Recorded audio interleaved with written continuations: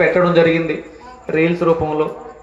మిమ్మల్ని మరి మీరు కోరుకున్నట్టు విదేశాలలో కూడా ఖండాంతరాలు దాటి మీ ఖ్యాతి చెందాలని నిజంగా అనుకున్నాను. భగవంతుడి ఆశీర్వాదం మీకు ఉండాలని కోరుకుంటున్నాను. చాలా సంతోషం.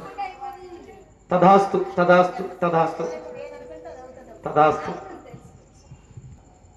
ఈరోజు శ్రీ ప్రకృతి రావణ బ్రహ్మ శివాలయ క్షేత్రంలో ఇక్కడ మన గురుదేవులైన శ్రీ విక్రమాదిత్య గారు సూర్యోపాసులు, ఆ మహానుభావుడు మన యాగానికి ఒప్పుకోవడం అంటే సాక్షాత్తు సూర్యుడే మన ఊర్లో అడుగెట్టినట్టుగా నా భావన, అలాగే మన ఊర్లో వాళ్ళు కూడా భావన.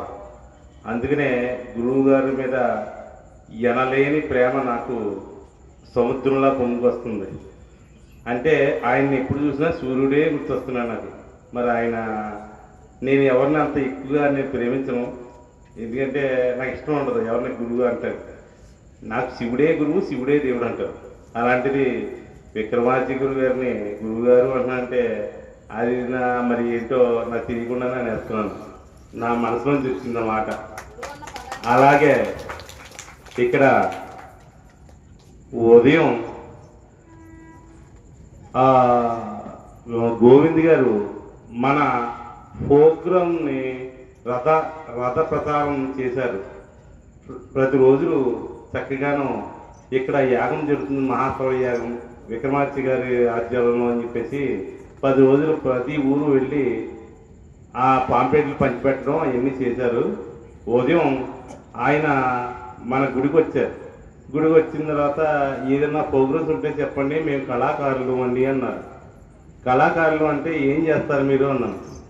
ఏం చేస్తారు మీరు అంటే మీకు కళాకారులు అంటే మీకు అంటే మరి పబ్లిసిటీ కదా అంటే కాదు, కళాకారులు కూడా అండి, హరికథలు బుర్రకథలు ఇంకా నాటకాలు అన్ని రకాలు వేస్తామండి అన్నారు.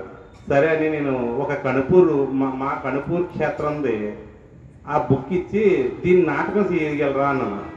నాటకం కానీ బుర్రకథ కానీ మీకు చేసినట్టు చేస్తే ఈ శివరాత్రికి ఇక్కడ ఏందామని చెప్పేసి అనుకుంటే అప్పటికప్పుడు అవ్వదు కదండి, ఇది పెద్ద మహాయజ్ఞం, ఇది మీ సౌర్యయాగంలాగా ఇది కూడా పెద్ద యజ్ఞమే అన్నారు. అయితే సరే మీరు వీలైనప్పుడు ఎదిరిగానంటే బుర్రకథ ఏదన్నా లేదా అడిగతానే పెట్టించు కదన్నా.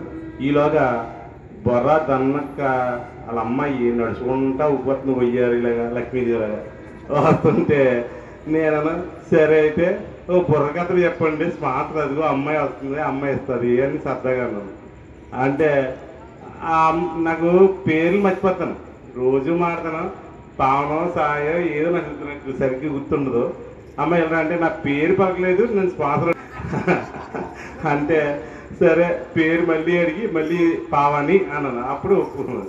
సరదాగా బుర్రకథ అయితే మీ వాళ్ళు చెప్పండి అంటే ఏం కథ చెప్పంటారు ఎదుటి వారికి పూనపావం రావాలను అంటే దక్ష యజ్ఞం చేస్తామండి అన్నారు.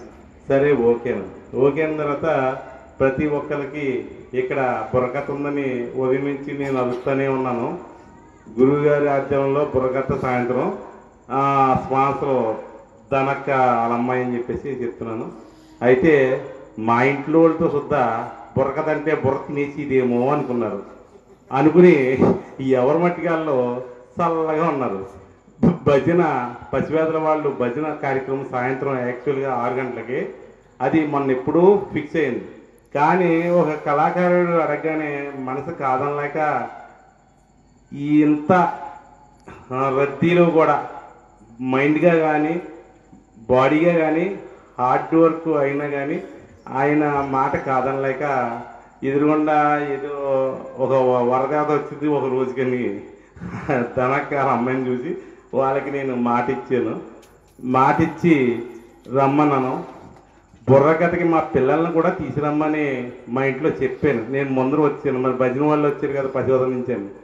అయితే మా పిల్లల్ని ఈ రాసుకోవాలి కదా హోంవర్క్, సంస్కారం ఉండాలి, మా అమ్మని అబ్బాయిని తీసుకురా అని చెప్పేసి ఆ వెంకిని పురమాయించాను.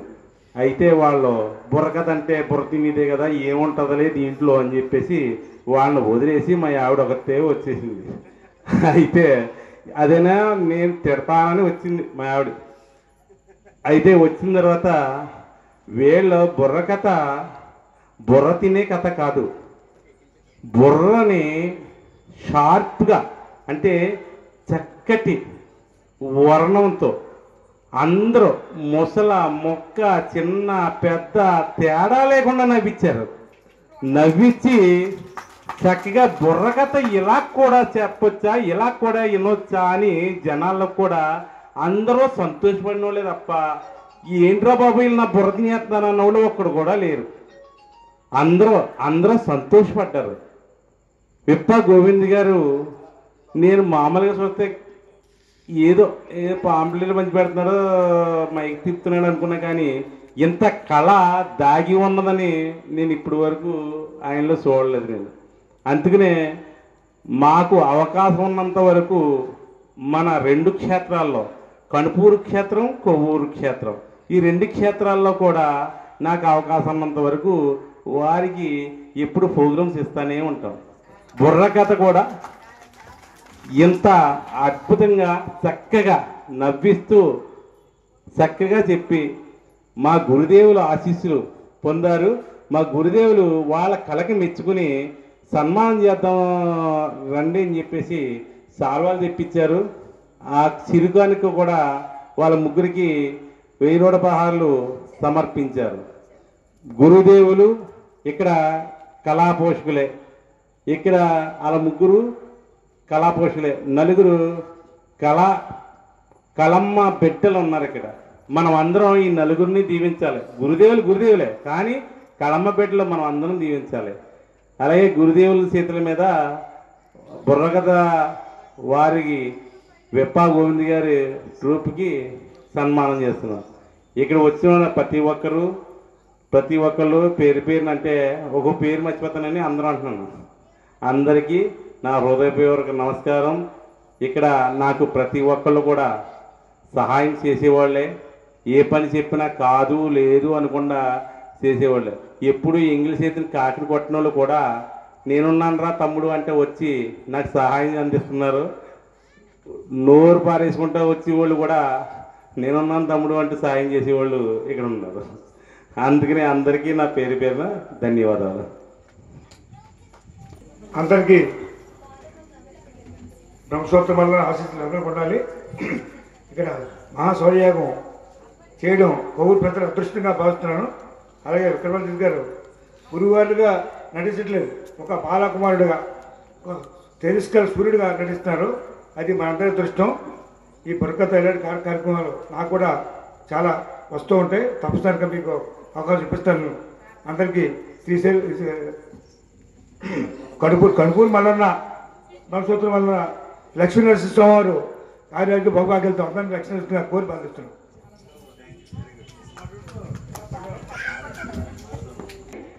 ఈ ప్రచారము చేయడమే కాకుండా ఇలా బుర్రకథ కూడా చెప్తాననగానే కాదనకుండా వెంటనే అవకాశం ఇచ్చినటువంటి మన యొక్క శివుడి గారికి, మరి వారి కుటుంబ సభ్యులకు, అలాగే ఇక్కడ ఉన్నటువంటి మరి పెద్దలైనటువంటి మన లక్ష్మీ నరసింహస్వామి గుడి చైర్మన్ గారికి, వారికి తదితర పెద్దలకు, ముఖ్యంగా గురువు గారికి ఈ యొక్క మహాశౌర్యయాగాన్ని ఎంతో చక్కగా వైభవంగా జరిపిస్తున్నటువంటి మరి యొక్క గురుదేవ మహేశ్వర గురు సాక్షాత్ పరబ్రహ్మ తస్మై శ్రీ గురవే నమః.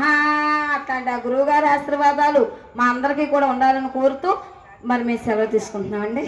ఓం నమ శివాయ, ఓం నమ శివాయ, ఓం నమ శివాయ, ఓం నమ శివాయ. హరహర మహాదేవ శంభో శంకర.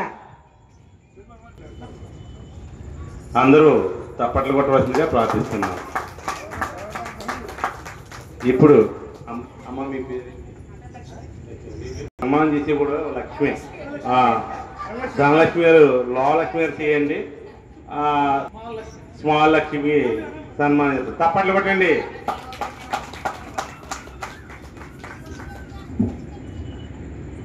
పావని గారు హైదరాబాద్ వాస్తవ్యులు.